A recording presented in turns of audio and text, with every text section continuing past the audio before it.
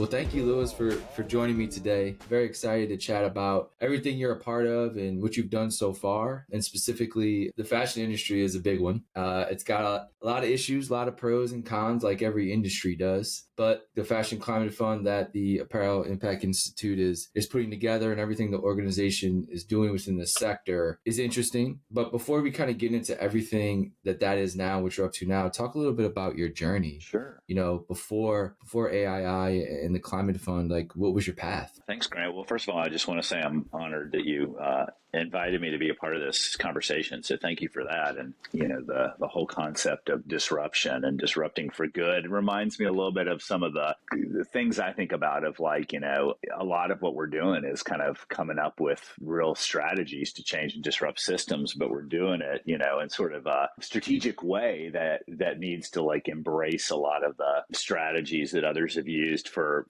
not necessarily always good, you know, good intent, like warfare. Sure. But it's like, hey, this is like battle. We're going to battle, and we're gonna do it for good, right? So I love that concept of disruption for good. I've been with the Apparel Impact Institute since we launched, which was coming up on 5 years ago, and I was asked to consider coming over and building this entity, which we'll talk about, this new organization that would help the industry scale their solutions, you know, really get programs and ventures and concepts that are solving for some of these big issues we're trying to grapple with in the sector, to get this to scale. And prior to that, I was running an organization called the Cradle to Cradle Products Innovation Institute, which was focused on design and circularity and manufacturing, looking at products across all different sectors around designing for continuous material flow and material reuse. This whole concept of the circular economy, and Cradle to Cradle was a leading design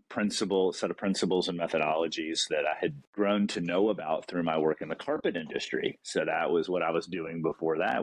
I've been working in the carpet industry around their circularity and product formulation and take back programs and all that. I was the head of sustainable strategies for the commercial sector of Mohawk Industries, based in North Georgia, just outside Atlanta. And so that's kind of how I got into the sustainability work. But I think that, you know, for me, and we can dive into more of this, but I feel like a couple years ago, maybe 2 or 3 years ago, I kind of woke up and went, wow, now I can see that everything that I was attracted to and worked on from the minute I graduated from college to now makes sense, because I think it all fits into this puzzle piece that's become this sort of career strategy that's led me to have the skills and the passion and the interest that can do what we're doing now at the Apparel Impact Institute. So let's get into that. Yeah. And what exactly is? There's a lot of layers to Sure. it. There's a lot of things going on. So I guess, you know, when people ask, you know, what is AII? Like, how do you explain it to them? Yeah, you know, there's a couple ways I explain it sometimes, because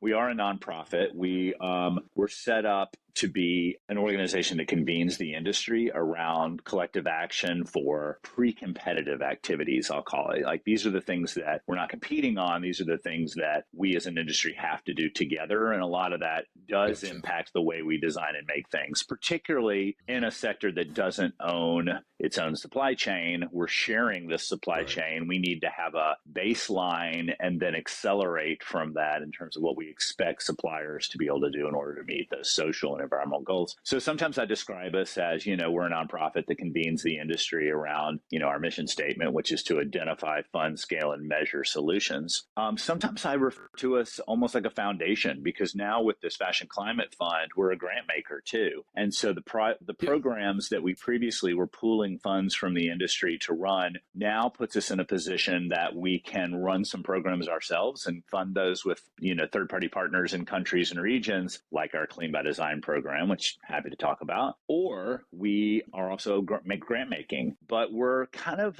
we're not a passive grant maker. We have a specific strategy around helping the industry unlock some of those barriers. So when we make grants, it's because we see an opportunity to move something that is already proven to scalability, or we use those grant making dollars to potentially identify and unlock some of the technologies in the innovation gap. And I can talk more about, like, well, what's in the innovation gap for this sector? Because there's some very specific need to be identified in order to solve for some of the big targets, like science-based targets, which is this this industry's goal to stay under 1.5 degrees Celsius, like all of us are working on globally to stay under temperature rise, increase by 2030, we're making some very specific science-based commitments to lowering carbon emissions. I struggle with the fashion industry because I love it. I kind of grew up, my mom worked at Saks Fifth Avenue her entire life. Oh, nice. She worked there 30 years, so I'd always go there and kind of, meet, say hi or pick her up from work or something like that. Mm-hmm. And we'd always talk about stuff, and I was never really into fashion, but I liked it because she liked it. And so I grew to like some of it, mm-hmm. especially like sneaker culture and, growing up playing basketball, I did all that. And then as I started cause artist and started to read more and more, there's the positive parts about fashion, but there's also very negative parts, right? Everybody is aware of sort of supply chains and sort of maybe, labor issues. And then there's the environmental issues where it's the second leading cause of really pollution in the world behind the oil industry, right? And there's this tough dynamic of how do you keep the industry going? Because it is this sort of every quarter we need to have new stuff, right? You're always making things. Yep. But there's the dilemma there of, how do you, scale companies or scale startups in the industry where it's a lot about making products that historically maybe not have been like good, right? They get thrown away and they end up in landfills, and it's always about the next buy, the next purchase. So like how are companies thinking about even the business model of fashion, right? Having this sort of fall, spring, summer, winter line, right? Like I guess what are the big problems that the industry's talking about? And you're in a rare spot, right? Because you get to talk to everybody at once, right? And they all kind of have the same collective issues. Sure. What do they see? I guess what are they aware of? What do they understand that they need to change? And maybe what are some of the things that you can touch on that come out of those conversations with the collective community? Excellent. Well, you said a lot of great things there, Grant, and I think I see like 3 or 4 questions. So I'm gonna back it up to the beginning of what you said, and then I'm gonna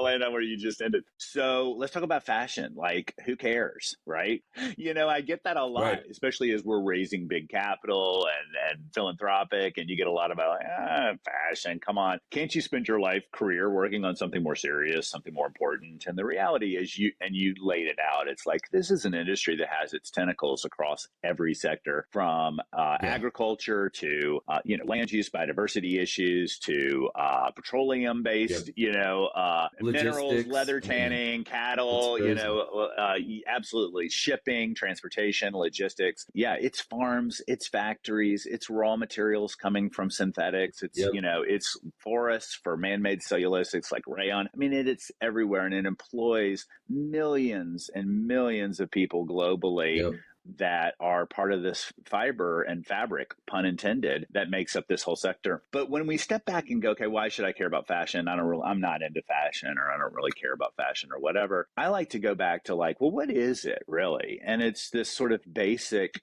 understanding of these textiles and apparels have meaning historically and through time. So like you mentioned sneakers, which is a great example. Like you may not care about like the latest Gucci, suit or jacket or something, but you're digging those shoes that you're going to wear playing basketball. They have a performance and a function need for you if you're an athlete. And you're kind of into the whole design thing, and you're a big fan of Michael Jordan. He's put out these Airs, like this is cultural relevance. Really, right? It became art. It's art, and that's the point. So I like to say fashion is art. So thank you for teeing that up. It is like music. It is like theater. It is like film. It is like painting and other mediums. It is a way in which we tell stories about ourselves. It is how we brand our identities. It is how we talk about and share what's important to us. And if you really dig into it, you can see that because everybody's wearing clothes. We're also passing things down. We're passing down articles of clothing. We're passing down wedding dresses, children's clothes, textiles that were our grandmother's tablecloths and linens, quilts. There are so many levels to understand understanding the relationship that we've had globally to textiles for thousands and thousands of years. And it's interesting. I heard a story, and I need to check out the validity of this, but when I was in India a number of years ago, there was a wonderful woman who was working on natural dyes, and she and her husband had set out to really try to tackle the issue of toxic chemistry and dyes and the industry. And she was sharing with me that in this particular culture in India, that when a woman was pregnant, they would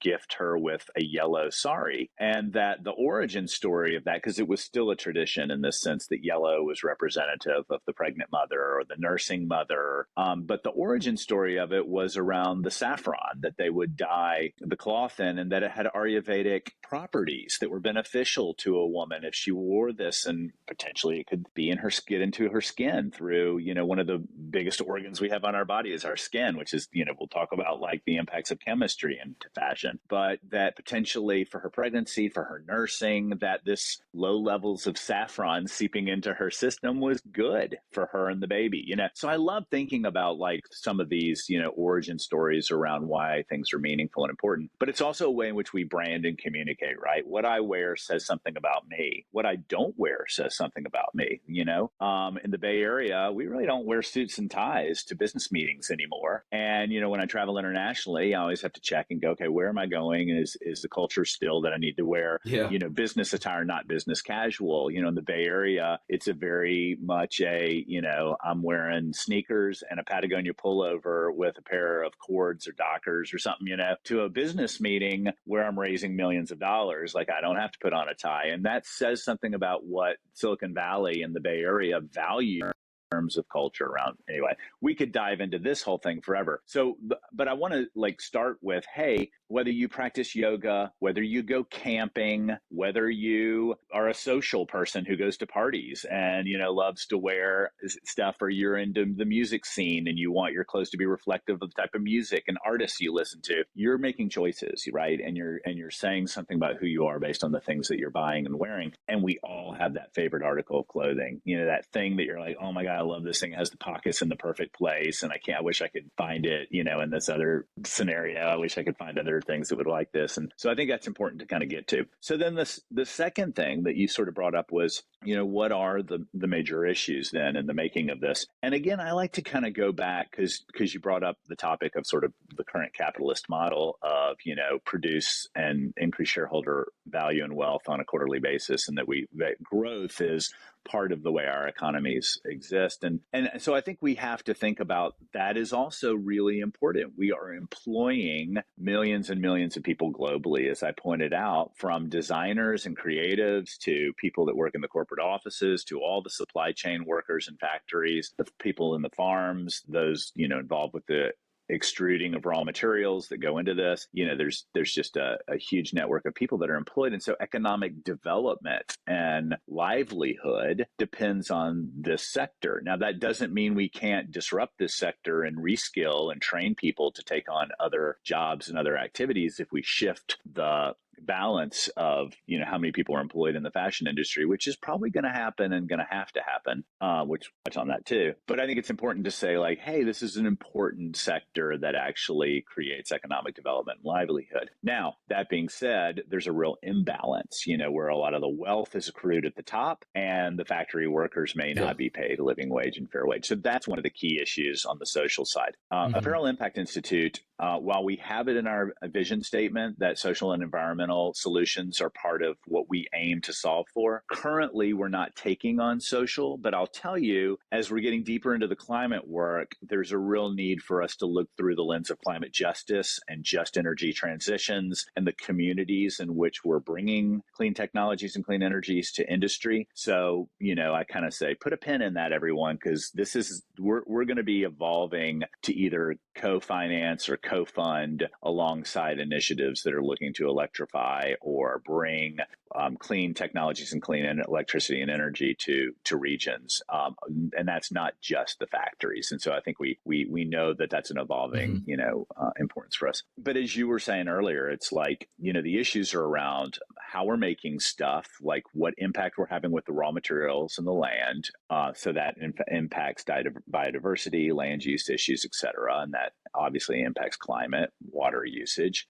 So that's number two, like water. We're having a negative impact on scarcity of water and also quality of water. So it's quantity and quality of water impact. That's through chemical use, chemical management, et cetera. We're also CO2 emissions. We're emitting a lot of carbon. Most of that is happening in the production of processing and dyeing fabrics and finishing fabrics, because that's where we're using on-site boilers that are typically fueled by a fossil fuel, coal or natural gas or even biomass. Yep. So those are big issues. And then the other one, I'll pause and let you do some talking, is on the waste side. And that's the whole, we're also based on this whole quarterly consumption model. We're making more and more and more and more. And we have a strategy for circularity, but we don't yet have a system implemented to take all this material back and put it into future products. But it's being worked on, Sure. and that includes, as we said in the cradle to cradle world, like there is no away, right? So everything's going to go somewhere. So that also includes plastic in our oceans. That includes, microplastics coming off of, products as well. And so it's not just landfill and, thinking about piles of textiles. It's also how it's impacting our water systems and also getting into our human and environmental health issues. All right, with that, I'll pause and let you do some counterpoint. There's so many. There's just so, like you said, there's just so many different areas that the industry touches on. I think textile innovation is a really big one that I see that there's a ton of effort going into, specifically, startups like creating, mycelium to replace sort of leather. That's really interesting, or putting processes into place where we take waste from the ocean or landfills and actually turn them into some sort of fabric. There's things happening in the landscape of like startups where they can start foundationally to build these things out to then maybe supply the bigger fashion companies or houses with materials that are a little bit more cleaner and have some biodegradable aspects to it. The one thing you had mentioned earlier about, maybe not owning the supply chain, is that sort of like a conscious choice? Because when we look at like technology, we already talk about like vertical integration, right? That's kind of like what the sweet spot where everybody kind of wants that. I guess, why doesn't industry look at owning the supply chain? Is that because of liability aspects? Because let's like look at Vietnam or like somewhere where there's a lot of stuff being made, but these buildings are maybe not up to par, they're not up to code, right? We wouldn't allow Americans to work in buildings like this. But why do they not vertically integrate to where, they can really control the environment that their workers work in? I guess it's technically not their workers, they're probably independent contract. Like there's all these different dynamics that they don't have control over. Yeah. Is that okay because they can keep prices kind of low for labor and maybe fabric? Is that, I guess it's vertical integration and potentially owning some of the supply chain where they can make things more efficient too, right? That's a big part of it as well. Like, I guess, what are conversations around vertical integration and the supply chain part of this? Because that's kind of where everything, that's the foundation of all this. I love it, Grant.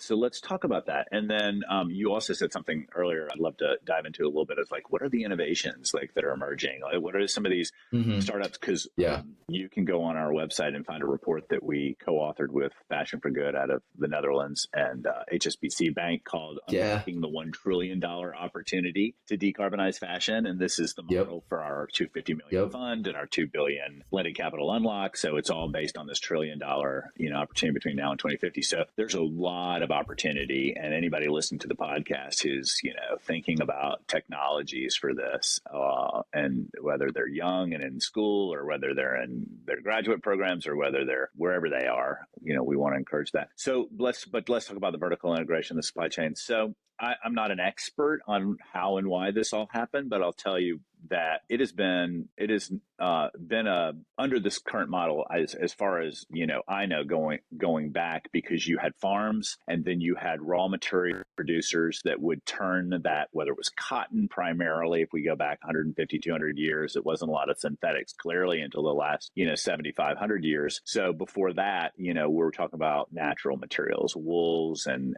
cottons primarily, and linen as well, and and other types of natural materials. materials. And so the growing of that was the farm. And then you would send it to someone who would, if it was cotton, gin it. If it was wool, you were scouring it, but you would process it to actually be put into yarns. You had a broker who made money off the buying and selling of that, who was almost like the market. It was the establishing the market for it. And then it was going to, if you're talking about the United States, growing a lot of the raw materials in the South, and we were shipping them up to the North to the textile mills who could then process them into yarn, knit them and weave them and dye them into fabrics. And then you could have another person who could buy fabrics.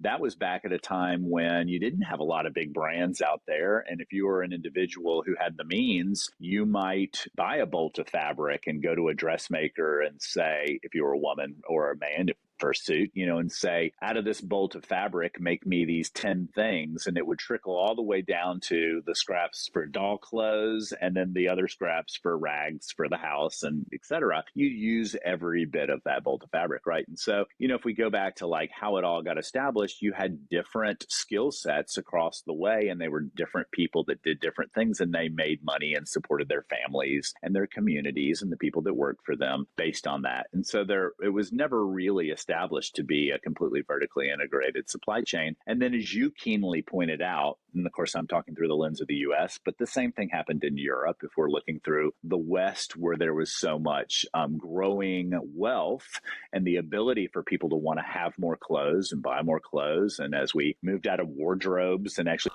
closets in our homes, which is also not, we hadn't been doing that for a long time. So the reality is to actually have these little mini rooms to hold all this stuff. And, when I was a kid, our closets in our house, which was built in the 1940s, were pretty small. Nowadays, you go to a new construction house in the US for certain. And I'm sure I'm, been in homes in Europe too. These closets are big for a reason, because people are acquiring a lot more stuff. So we've changed how much we're collecting and gathering and all that. And that's really been driven by the West, but now the rest of the world's catching up. So to your point, when it got to a certain point where we were making more of it, then there was for the brands behind this, which started off as fashion designers that would become acclaimed for their work, and then they would set up shops, and ready to wear became a thing. So it wasn't all custom or coterie. It was now, we were mass producing and more ready to wear, and that started in the 19th century, but really kind of grew into the 20th century on steroids. And really in the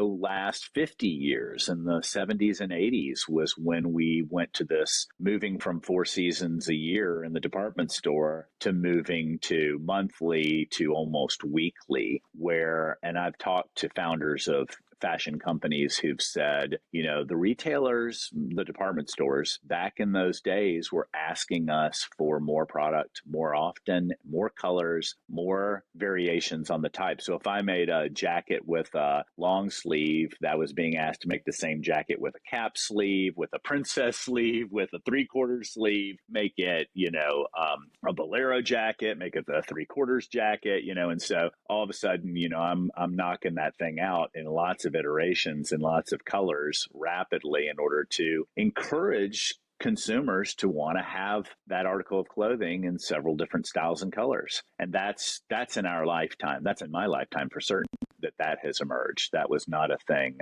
60, 70 years ago like it is now. So those are important things to note. And then I think today, price points are pushed pretty low, even in luxury, where there are larger margins. But we want to keep, if we're a company trying to return shareholder value, then maximizing the return on our investment means we want, to have really low margins around this, what it's costing us to produce this cost of goods. And so that means creating this global marketplace of, I can put out a bid or a spec, and then I can have 10 manufacturers respond and lowball the pricing, and then I'm going to go with the one that might produce the best quality against the lowest price point, and finding that sweet spot of building third-party suppliers that I can always leave if their pricing gets too expensive, has been how the economic model has been driven. And I'm not one to demonize people around all this. I'm like, this is just the system we've created, and it's had a lot of benefits for certain stakeholders,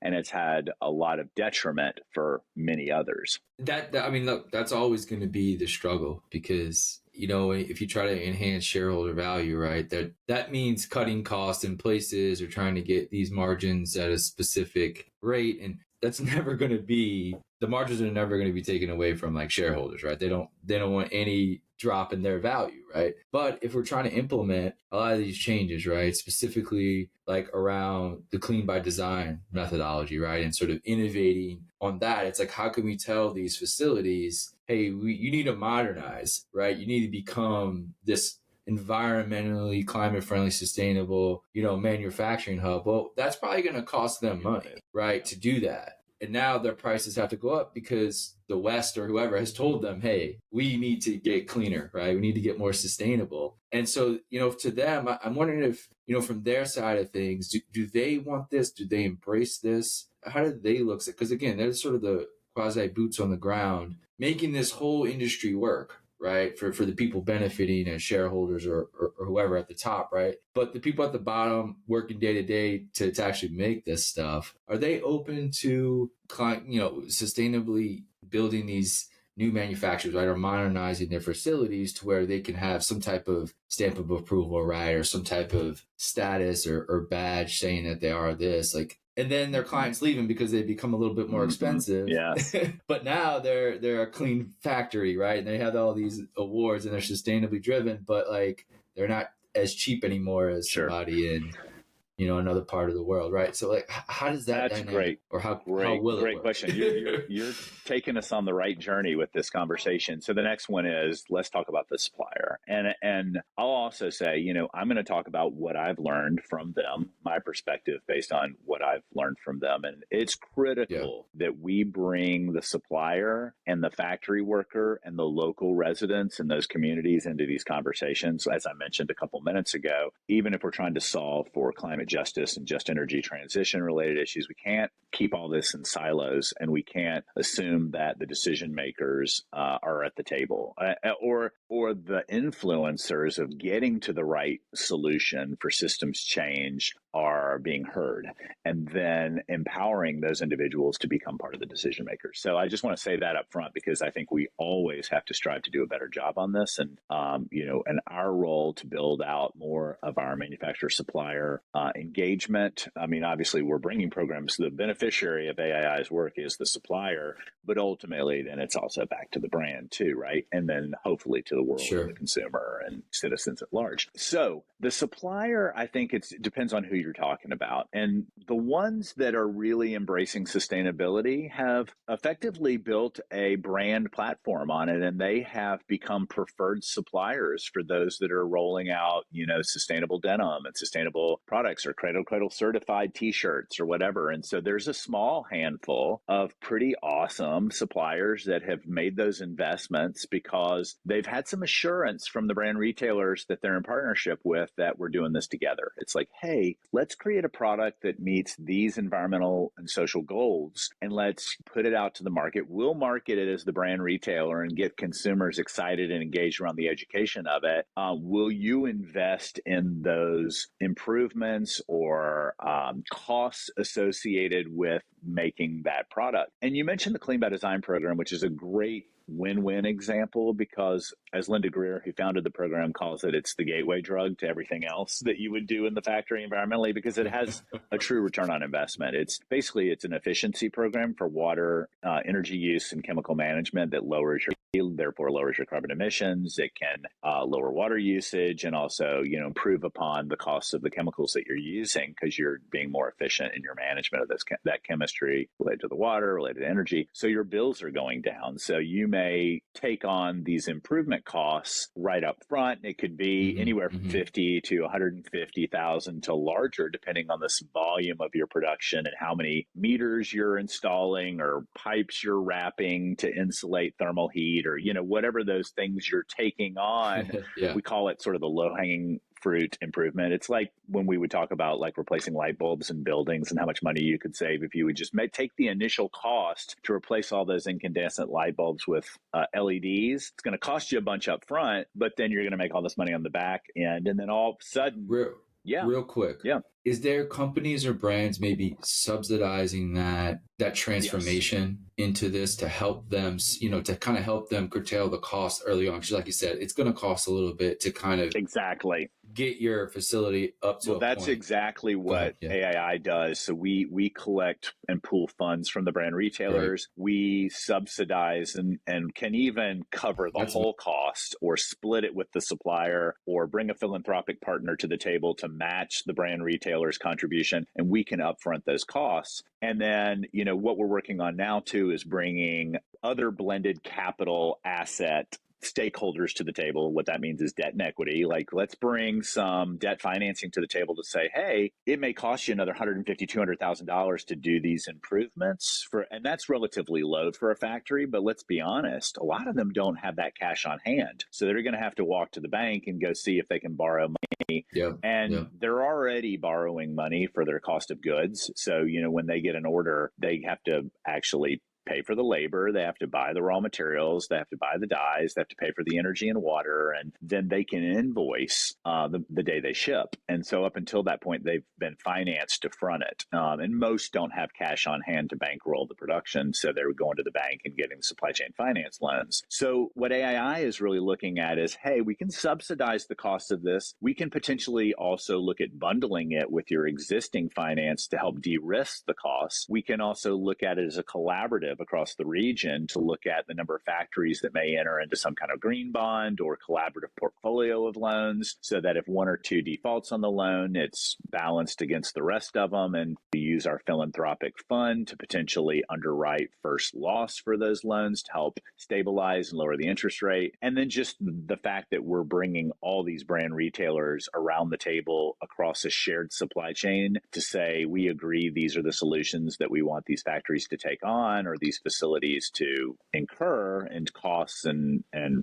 resources, then we're de-risking those for investment. And that's the attempt that we have. But great point. So they can make money back on Clean by Design, but they're going to have to spend some up front. And then within 12 to 18 months on those efficiency programs, they recoup all those costs. You could take that literally to the bank and say, hey, will you bankroll us to do these upfront efficiency costs, and then we'll pay you back in 12 to 24 months, or et cetera, as our water and energy bills are lowered. The bigger, so that's happening, and that's something we're building out with this fund and our $2 billion unlock strategy. But the next piece up is then the capital expenditure improvements. Now, if I tell you, hey, all those boilers that you're burning coal got to go, and we want you to replace them with this new equipment for dry processing, or we want you to replace 3 of the boilers, but you can keep 3, but you need to, improve them, and we need to get you off of coal. And, so all this is going to cost money. And now we're talking in the millions. And so that's actually an opportunity, right? But for the suppliers, as you pointed out, under the current model, we're putting another tremendous debt burden on top of these suppliers. And so to your point, it's going to require longer term co-investment and longer term relationship. And whether that looks like purchase order agreements, offtake agreements, whether it looks like contracts for production over a course of a number of seasons, we have to step into something that stabilizes the relationship between the brand retailer and the supplier in a way that helps the finance flow faster and cheaper and easier without putting such a tremendous debt burden on the supplier. And again, those are the types of financial models and programs that AII will be launching and creating with our bank partners and financial institution partners, development banks, philanthropies, alongside the brand retailers and the pooled funds they're putting into the Fashion Climate Fund. And that's what I want to end on. Great. Is the Fashion Climate Fund, because I'm a big proponent of really good allocation of capital. Like, is the bedrock of everything that is our economy, everything that is innovation, everything that is going to move everything forward. I think correctly allocating money to those who are putting in the real work or have great ideas. I mean, it does amazing things. It creates all these jobs, and it creates, stakeholder value, shareholder value. it's just an amazing way to unlock talent and resources. So like, I guess talk about the Fashion Climate Fund. Was that always going to be a part of AII, or as you kind of dug in, you're like, hey, this seems to be the next step for our organization is to do something like this alongside our day-to-day operations. So just talk about the fund in general and what it's going to do and what is it doing? What is it allocating towards? That's great. Well, and what I want to do is, so it is a co-creation of a lot of inputs and a lot of influence. And so to answer your question briefly, it was not the original intent to build something like this. And it wasn't necessarily, when I was asked to kind of come in and build this organization, it wasn't something that was brought forward. And so to say that, I came up with the idea is true, but I also want to give a lot of credit to a lot of influences and a lot of other stakeholders, a lot of conversations I had, because I had a theory and I'll tell you that story, but I needed others to be a part of it and to validate it. Because I feel very much like I'm here for the pass through of the great ideas and to sort of be the little Pied Piper with a pipe. And it's really the masses around me. My friend Helen Crowley, who was at Caring and now Pollination, said, you're creating this center of gravity for everyone that's working on climate action in the supply chain of the apparel industry, and that everyone's kind of invited to be a part of it if they meet the certain criteria that you're establishing. And I was like, that is a great way to look at it. This is an invitation. This is a center of gravity. Everyone is invited to this space, but we're driving it from a data-driven, science-based approach, right? This is how it came together. We were already pooling funds. We were asking brand retailers to put corporate treasury dollars into AII, and then we would look at their supply chain lists and we would co-recruit factories to go through the Clean by Design program. And we knew that Clean by Design was just, quote unquote, the gateway drug, that there was a lot of other things that would need to be brought into those suppliers as improvements if they were going to reach certain sustainable development goals as established by the UN or the Science Based Targets Initiative. So it became clear that the industry was really focusing on how to reach their SBTs. And the concept of doing it in this collaborative way to identify, fund, scale, and measure solutions was clear. This has got to be done. But we were working with brand retailers across giving to this pooled concept from $20,000 or euros up to $150,000, and that was kind of the cap when we got started. That was about as much as they were putting in, and $150,000 as a contribution to an organization that you're partnering with is pretty big in the line item of the budget for supply chain improvements. It's a pretty big contribution the way it's established now. So even though some of these corporations that we're working with are multi-billion dollars in revenues annually, $150,000 is a big cost for factory improvements through a nonprofit, through an NGO, and so some of them were like, is this our membership? Or it's like, it's not membership because it's directly going back into these facilities if it's done in this pooled way.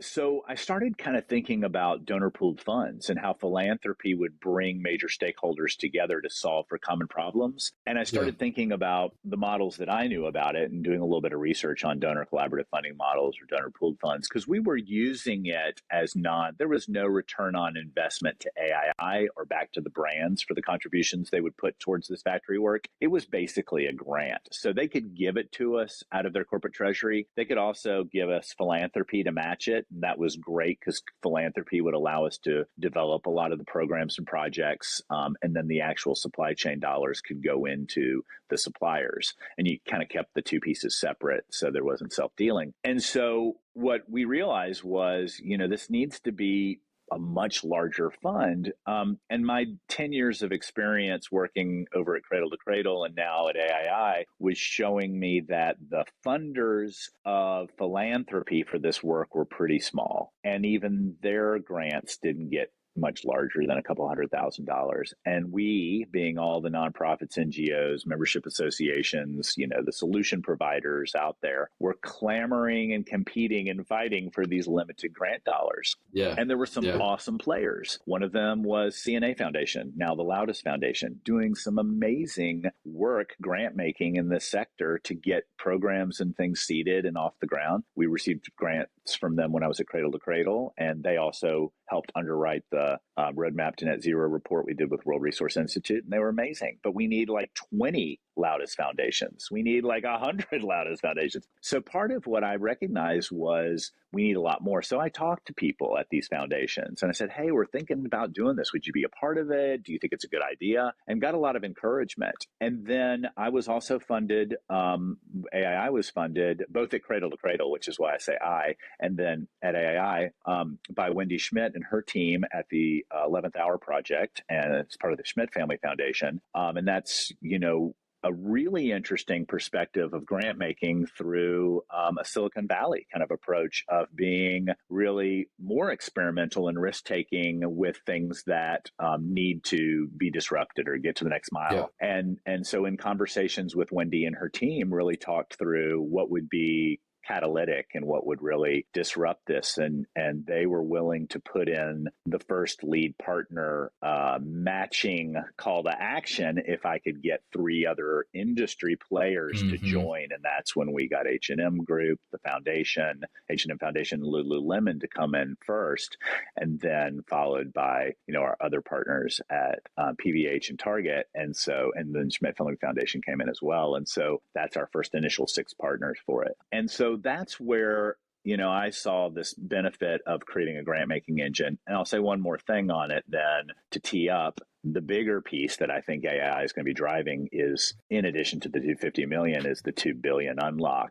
around this ecosystem of 250. So that's based on our $1 trillion report. We know that the ratio of unlock to debt and equity is like 8x. And so we can take that 250 and turn it into more blended capital that we bring in. And so we thought, well, let's not be passive about it. We know that there have been loans to factories based on our Clean by Design program that are totaling about 200 million without us ever being part of trying to strategically drive those sustainable financing into those facilities. What if we actually play a deeper role in building partnerships with financial institutions who can be part of the solution for driving more sustainable, better, and easier finance into these factories? Back to that whole, let's not put too much debt on the backs of these facilities without some kind of benefit to them longer term. So that's what's really become part of that. So it's a lot of listening and learning. It's talking to people at the banks. It's talking to philanthropies and listening to the brands and their needs. And then, as I mentioned earlier, the supplier, and really trying to understand what the supplier needs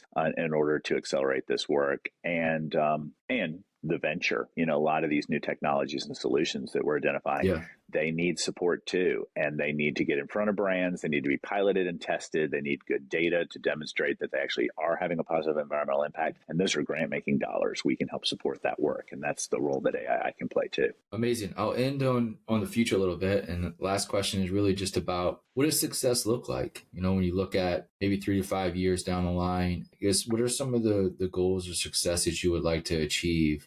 Great question. So first of all, I'll say with a $2 billion ecosystem of blended capital, we're not going to pay for and underwrite all of the improvements and optimizations and investments needed to get to the 2030 target of lowering carbon emissions in the sector by 45% or higher. So that's the goal. What we are going to be is the tip of the spear. We're going to show what good looks like. We're going to identify proven solutions. We're going to underwrite programs that are scaling clean electricity, clean thermal heat. We're going to get things off the ground. We're going to demonstrate what better finance can look like with some new creative financial tool packages that make this go faster. And I think that's what we can look to AII and its partners to be. So this is a call to action to unlock 2 billion together. This is, oftentimes I think we put it on the backs of the nonprofit. Like, did they succeed in their goal or did they fail? Well, it's the goal of all of us that are participating and everyone that AII is asking to be a part of it. Are they willing to step up to the challenge and be a part of it? So I think success looks like that we have identified the 2 billion and we are rolling it out year over year, and that we land on the year 2030 and we've deployed 2 billion in blended capital into these programs to show what good looks like. like. And hopefully the industry as a whole is well on their way, if not has reached a 40%. But even if they don't, total decarbonization strategy is to 2040 or 2050, depending on which organization you talk to. So we've got, maybe up to another 27 years to get this work off the ground. So I'd like to see this go bigger and longer than 2 billion unlock. I think we can create something even more massive that creates a system where this can flow. I'll also say carbon emissions is not the only target here. We have to be really careful not to get carbon tunnel vision, as our friends at Textile Exchange have pointed out to us. And I love it because, we have land use, we have biodiversity, we have water health, we have waste, we have a lot of issues to tackle for. And so the system we're creating through this climate solutions portfolio and platform approach could put any environmental or social KPI in the middle of the table and say, now let's look at all the solutions that are going to help us lower water usage. Now let's look at all the solutions that are going to have a positive impact on biodiversity. Now let's look at ... I want the system to be built out in that way. I want it to be a market for finance to find the good projects, whether that's a grant maker, whether that's a equity provider to scale technologies and solutions, capacity building, whether that's a bank to provide the finance. I want this platform of our climate solutions portfolio to be visible in a way that you can find your role and you can dive into this thing. And so that's the center of gravity. That's a transparent, tool. And then I think we got to go beyond textile apparel. I think we need to look at these industrial parks. What else are they making? What else is being made in the region?